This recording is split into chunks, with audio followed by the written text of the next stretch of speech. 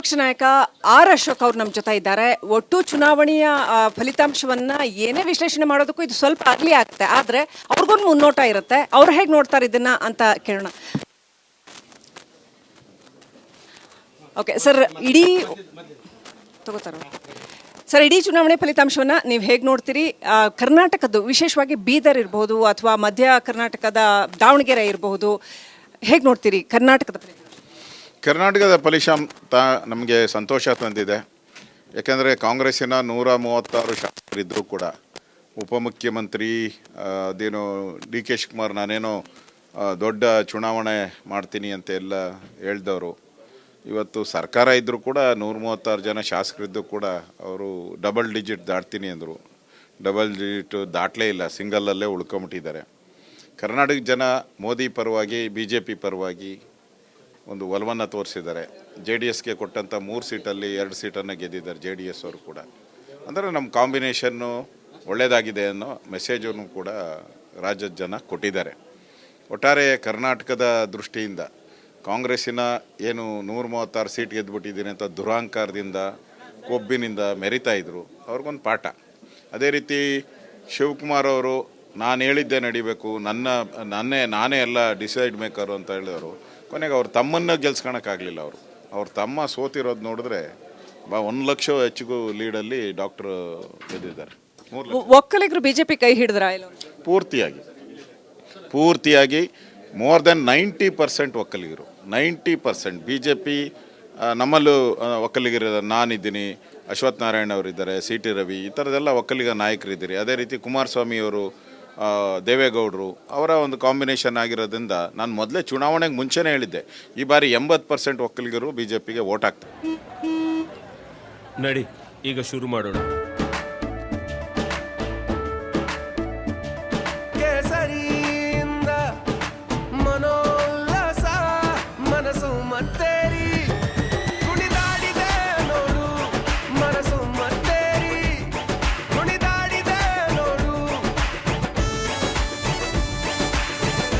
ಕ್ಷಣ ಕ್ಷಣವೂ ಆಚರಿಸಿ ಕೇಸರಿ ಹಬ್ಬ. ವಿಮಲ್ ಬಾಯಲ್ಲಿ ಹೇಳಿ ಕೇಸರಿ ಅಂತ ಅದೇ ರೀತಿ ವೋಟನ್ನು ಹಾಕಿದ್ದಾರೆ. ಎಲ್ಲ ಒಂದ್ ಕಡೆ ಮಧ್ಯ ಕರ್ನಾಟಕದಲ್ಲಿ ಲಿಂಗಾಯತರು ಇನ್ನೂ ಕೂಡ ವಿಧಾನಸಭಾ ಚುನಾವಣೆಯಿಂದ ಸ್ವಲ್ಪ BJPಯಿಂದ ದೂರ ಹೋದವರು ಇನ್ನೂ ಕೂಡ ಹತ್ರ ಬರ್ತಾ ಇಲ್ವಾ? ಅದೇ ತರ ಭಗವಂತ ಖೂಬಾ ಬೀದರ್ ಒಂದು ರಾಂಗ್ ಡೆಸಿಷನ್ ಆಯ್ತಾ? ಹೀಗೆ ಸಾಕಷ್ಟು ವಿಶ್ಲೇಷಣೆಗಳಿದೆ. ಚುನಾವಣೆಯಲ್ಲಿ ಕೆಲವು ಡಿಸಿಷನ್ಸು ತಪ್ಪಾಗಿದೆ. ಒಟ್ಟಲ್ಲಿ ಆ ಭಾಗದಲ್ಲಿ ನಮಗೆ ಹೈದರಾಬಾದ್ ಕರ್ನಾಟಕದಲ್ಲಿ ಸ್ವಲ್ಪ ಹಿನ್ನಡೆ ಆಗಿದೆ ಸೀಟ್ಗಳು ಅಂತ. ಕೆಲವರೆಲ್ಲ ಸ್ವಲ್ಪ ಅಂತರದಲ್ಲಿ ಸೋತಿದ್ದಾರೆ, ಕೆಲವರೆಲ್ಲನೂ ಕೂಡ. ಕ್ಯಾಂಡಿಡೇಟ್ಗಳ ಬದಲಾವಣೆ ಮಾಡಿದರೆ ಇನ್ನಷ್ಟು ಒಳ್ಳೆ ಫಲಿತಾಂಶಗಳು ಬರ್ಬೋದಾಗಿತ್ತನೋ, ಆದರೆ ಸೋಲಂತೂ ಒಪ್ಕೊಳ್ಳೇಬೇಕು ಆ ಭಾಗದಲ್ಲಿ. ಒಟ್ಟಾರೆ ಕರ್ನಾಟಕದ ಸ್ಥಿತಿ ನೋಡಿದ್ರೆ ಆಡಳಿತ ಪಕ್ಷ ಇರೋವಂಥ ಕಾಂಗ್ರೆಸ್ಸಿನ ಕಂಪೇರ್ ಮಾಡಿದಾಗ ನಾವು ದೊಡ್ಡ ಅಂತರದಲ್ಲಿ ನಾವು 19 ಸ್ಥಾನ, ನಮ್ಮ NDA 19 ಸ್ಥಾನ ಗೆದ್ದಿದ್ದೀರಿ, ಕಾಂಗ್ರೆಸ್ ಅವರು 9 ಸ್ಥಾನ ಗೆದ್ದಿದ್ದಾರೆ. ಅದರಿಂದ ಇದೊಂದು ಗೆಲುವು ಅಂತ ಹೇಳ್ಬೇಕು ಕರ್ನಾಟಕದ ಬಗ್ಗೆ. ಸರ್, ಕೊನೆಯದಾಗಿ ಇಡೀ ದೇಶದ ಚುನಾವಣೆನ ಈ ಮೊದಲು ನೋಡಿದ್ರೆ ನಾವು ರಾಮ ಮಂದಿರ ಇಶ್ಯೂ ಇತ್ತು ಅಂತ ಅನ್ಕೊಂಡ್ವಿ, ಅಥವಾ ಡೆವಲಪ್ಮೆಂಟ್ ಅಭಿವೃದ್ಧಿ ಅನ್ನೋದು ಇಶ್ಯೂ ಅಂತ ಅನ್ಕೊಂಡ್ವಿ, ಅಥವಾ ಮೋದಿ ವೇವ್ ಇತ್ತು ಅಂತ ಅನ್ಕೊಂಡ್ವಿ. ಆದರೆ ಈಗ ಫಲಿತಾಂಶನ ನೋಡ್ತಾ ಇದ್ದಾಗ ಅದು ಎಲ್ಲ ನಿರೀಕ್ಷೆಗಳು ಕೂಡ ಎಲ್ಲೊಂದು ಕಡೆ ಹಾಗಿಲ್ವೇನೋ ಅನ್ನೋಂಥ ಒಂದು ಭಾವನೆ ಬಂತು. ಏನು ಅಂಡರ್ ಕರೆಂಟ್ ಏನಿತ್ತು ಅನ್ನೋದನ್ನು ಡಿಸೈಡ್ ಮಾಡೋದೇ ಕಷ್ಟ ಅನ್ನೋ ಪರಿಸ್ಥಿತಿ ಬಂದಿದೆ. ಹೇಗೆ ನೋಡ್ತೀರಿ ಫಲಿತಾಂಶವನ್ನು? 2019 ಅದಕ್ಕಿಂತನೂ ಹಿಂದೆ ಹೋದ್ರೂ ಅದಕ್ಕಿಂತ ಕಡಿಮೆ ಬಂದ್ಬಿಟ್ಟಿದೆ. ದೇಶದ ಒಂದು ಇವತ್ತಿನ ರಿಸಲ್ಟ್ ನೋಡಿದಾಗ ಸ್ವಲ್ಪ ಬೇಜಾರಾಗ್ತಾ ಇದೆ. ನಾವೊಂದು 400 ಸೀಟ್ ಗೆಲ್ತೀರಿ ಅಂತ ಭರವಸೆ ಕೊಟ್ಟಿದ್ರಿ. ಸೊ ನಮ್ಮ ಕಾರ್ಯಕರ್ತರಿಗೆ ಒಂದು ಎನ್ಕರೇಜ್ ಬರಲಿ ಅನ್ನೋ ದೃಷ್ಟಿಯಿಂದ 400 ಸೀಟ್ ಹೇಳಿದ್ರಿ. ಆದರೆ ನಮಗೆ ಗೊತ್ತಿದ್ದ ಪ್ರಕಾರ 350 ಸ್ಥಾನಗಳವರೆಗೂ ರೀಚ್ ಆಗ್ಬೋದು ಅನ್ನೋದು ನಮ್ಮ ಒಳಗಿನ ಅಭಿಪ್ರಾಯ ಇತ್ತು. ಆದರೆ 350 ರೀಚ್ ಆಗಿಲ್ಲ. ಆಸ್ಪಾಸ್ 300ರಲ್ಲಿ ನಾವು ನಿಲ್ತಾ ಇದ್ದೀರಿ. ಅಂದರೆ 50 ಸೀಟು ನಮ್ಮದು ಮೈನಸ್ ಆಗ್ತಾಯಿದೆ. ಸೊ ಇದು ಎಲ್ಲೋ ಒಂದು ಕಡೆ ಉತ್ತರ ಪ್ರದೇಶ ಇರ್ಬೋದು, ಮಹಾರಾಷ್ಟ್ರದಲ್ಲಿ ನಮ್ಮ ಹೊಂದಾಣಿಕೆ ಇರ್ಬೋದು, ರಾಜಸ್ಥಾನದಲ್ಲಿ ನಮ್ಮ ಪರ್ಫಾರ್ಮೆನ್ಸ್ ಇರ್ಬೋದು, ವೆಸ್ಟ್ ಬೆಂಗಾಲ್ ನಮ್ಮ ಪರ್ಫಾರ್ಮೆನ್ಸ್, ಈ ರಾಜ್ಯಗಳು ನಮಗೆ ಭಾಳ ಕಷ್ಟದ ಸ್ಥಿತಿಗೆ ತೆಗೆದುಕೊಂಡು ಹೋಗಿ. ವಾಟ್ ವೆಂಟ್ ರಾಂಗ್ ಅಂತ ಗೊತ್ತಿಲ್ಲ ನನಗೆ. ನಮ್ದು ರೀಚ್ ಆಗಿಲ್ಲ ರಾಮ ಮಂದಿರದ ಇಶ್ಯೂನ ಉತ್ತರ ಪ್ರದೇಶದಲ್ಲಿ ರೀಚ್ ಆಗಕ್ಕೆ ಸಾಧ್ಯ ಆಗಲಿಲ್ಲನೋ ಅನಿಸುತ್ತೆ. ಅಲ್ಲಿ ಉತ್ತರ ಪ್ರದೇಶನೇ ನಮಗೆ ಕಳೆದ ಬಾರಿ ನಾವು 65 ಸ್ಥಾನಕ್ಕೂ ಹೆಚ್ಚು ಗೆದ್ದಿದ್ರಿ. ಈ ಸರಿ ಅದು ಕಡಿಮೆ, ಅರ್ಧಕ್ಕೆ ಸೀಟ್ಗಳು ಅವ್ರಿಗೆ ಹೊರಟೋಗಿದೆ. ಸೊ ಅದು ನಮಗೆ ಮೇಜರ್ ಡ್ರಾಬ್ಯಾಕ್ ಆಗಿರೋದೇ ಉತ್ತರ ಪ್ರದೇಶ. ಉಳಿದಂಥದ್ದು ಸಣ್ಣ ಪುಟ್ಟ ಆಗಿದೆ. ಮೇಜರ್ ಡ್ರಾಬ್ಯಾಕ್ ಆಗಿರೋದು ಉತ್ತರ ಪ್ರದೇಶ ನಮಗೆ. ಒಟ್ಟಾರೆ ಆರ್ ಅಶೋಕ್ ಅವರು ಒಂದು ಆತ್ಮವಿಮರ್ಶೆಯ ಮೋಡ್ನಲ್ಲಿದ್ದಾರೆ. ಬಹಳ ಪ್ರಾಮಾಣಿಕವಾಗಿ ಅವರು ಹೌದು ಹಿಂಗಾಗಿದೆ ಅನ್ನೋದನ್ನು ಹೇಳ್ತಾ ಇದ್ದಾರೆ. ಓಕೆ, ಕೊನೆಯದಾಗಿ ಈಗ ನೀವು ಸರ್ಕಾರ ರಚನೆ ಆಗೋದಕ್ಕೇನು ತೊಂದರೆ ಆಗೋದಿಲ್ಲ ಅಂತ ಅನ್ಸುತ್ತೆ. ಎಷ್ಟು ಸ್ಟೇಬಲ್ ಆಗಿರುತ್ತೆ ಮುಂದೆ ಗೌರ್ಮೆಂಟು? ಈಗ ಉದಾಹರಣೆಗೆ CA ಜಾರಿ ಆಗಿರ್ತಕ್ಕಂಥದ್ದು, ಅದನ್ನು ಮುಂದುವರ್ಸ್ಕೊಂಡು ಹೋಗಬೇಕು. ಆಮೇಲೆ ಬೇರೆ ಬೇರೆ ಯೋಜನೆಗಳಿದ್ವು. ಈಗ ಏಕರೂಪ ನಾಗರಿಕ ಸಂಹಿತೆ ಇರ್ಬೋದು, ಆ ಥರದ ಅನೇಕ ಲಿಸ್ಟ್ ಇದ್ವು, BJP ಬಕೆಟ್ ಲಿಸ್ಟ್. ಅದನ್ನೆಲ್ಲ ಜಾರಿ ಮಾಡೋದಕ್ಕೆ ಇದೆಲ್ಲಾದರೂ ತೊಂದರೆ ಆಗುತ್ತಾ? How will you take it forward? ಅಲ್ಲ, ಸರ್ಕಾರ ರಚನೆ ಮಾಡಿ ಈಗಾಗಲೇ ನಮ್ಮ NDA ಸಭೆ ನಾಳೆ ಕರೆದಿದ್ದಾರೆ. ಚಂದ್ರಬಾಬು ನಾಯ್ಡು ಅವರು ಇರ್ಬೋದು, ನಿತೀಶ್ ಕುಮಾರ್ ಇರ್ಬೋದು, ಇಲ್ಲಿಂದ ಕುಮಾರಸ್ವಾಮಿ ಅವರು ಎಲ್ಲರೂ ಹೋಗ್ತಾ ಇದ್ದಾರೆ. ಇನ್ನೂ ಉಳಿದಂಥ ಹೊಸ ಪಾರ್ಟ್ನರ್ಗಳನ್ನು ಕೂಡ ಹುಡುಕ್ತಾ ಇದ್ದಾರೆ.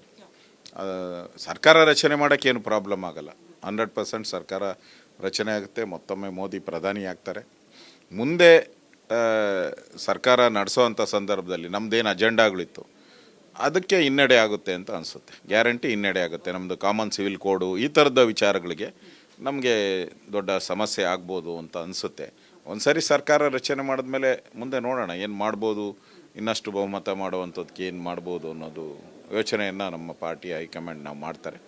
ಒಟ್ಟಾರೆ ಅಟ್ಲೀಸ್ಟ್ ನಮ್ಮ ಸರ್ಕಾರ ಆದರೂ ದೇಶದಲ್ಲಿ ಬಂತ ಅಂತ ಖುಷಿ ಅಷ್ಟೇ ಇವತ್ತು ನಮಗೆ. ಇರೋದ್ರಲ್ಲಿ ಸಮಾಧಾನ ಚಿತ್ತವಾಗಿದ್ದೀವಿ, ಖುಷಿಯಾಗಿದ್ದೀವಿ ಅಂತ ಹೇಳ್ತಾ ಇದ್ದಾರೆ ಆರ್ ಅಶೋಕ್ ಸರ್. ಖುಷಿ ತಂದಿದೆ. ಅಟ್ಲೀಸ್ಟ್ ಬಂತಲ್ಲ ನಮ್ಮ ಸರ್ಕಾರ, ಮತ್ತೊಮ್ಮೆ ಮೋದಿ ಪ್ರಧಾನಿ ಆಗ್ತಾರೆ ಅನ್ನೋ ಖುಷಿ ಅಷ್ಟೇ. ಥ್ಯಾಂಕ್ ಯು ಸರ್, ರಿಪಬ್ಲಿಕ್ ಕನ್ನಡಕ್ಕೆ ಮಾತಾಡಿದ್ದಕ್ಕೆ. ದೇಶದ ಅತಿ ದೊಡ್ಡ ನೆಟ್ವರ್ಕ್ ನಿಂದ ಮೆಗಾ ಕವರೇಜ್. ದೇಶದ ಮತದಾರನ ಆದೇಶ NDAಗ ಇಂಡಿ ಒಕ್ಕೂಟಕ್ಕ. ಲೋಕ ಅಖಾಡದಲ್ಲಿ ಗೆಲ್ಲೋದ್ಯಾರು ಸೋಲೋದ್ಯಾರು. ಕರುನಾಡಿನ 28 ಕ್ಷೇತ್ರಗಳ ನಿಖರ ಫಲಿತಾಂಶ. Fast result. Pakka result. Number 1 election team. Number 1 network. Number 1 coverage.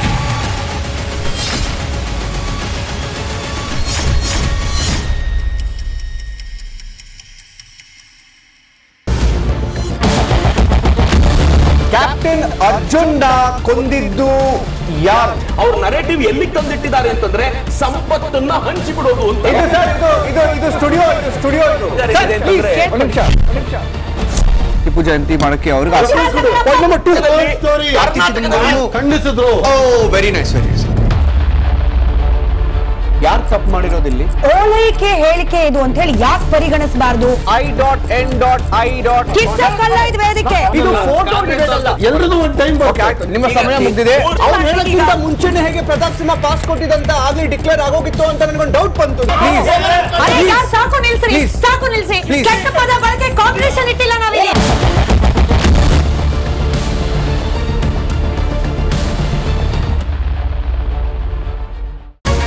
Republic word app ಇದು ಕೇವಲ ಅಪ್ಲಿಕೇಶನ್ ಅಲ್ಲ, ಸಮಗ್ರ ಸುದ್ದಿಗಳ ಸಂಪರ್ಕ ಮಾರ್ಗಕ್ಕೆ ಕ್ರಾಂತಿಕಾರಿ ಬದಲಾವಣೆ. ರಿಪಬ್ಲಿಕ್ ವರ್ಡ್ ಆಪ್ ಕೇವಲ ಸುದ್ದಿ ಅಪ್ಲಿಕೇಶನ್ ಪರಿಚಯಿಸ್ತಾ ಇಲ್ಲ, ಬದಲಾಗಿ ಡಿಜಿಟಲ್ ಸುದ್ದಿ ಬಳಕೆಯ ಹೊಸ ಯುಗಕ್ಕೆ ನಾಂದಿ ಹಾಡ್ತಾ ಇದೆ. ಇದೊಂದು ಬ್ರೇಕಿಂಗ್ ನ್ಯೂಸ್, ಪ್ರಭಾವಶಾಲಿ ಕಾರ್ಯಕ್ರಮಗಳಿಗೆ ಗಟ್ಟಿಯಾದ ನ್ಯೂಸ್.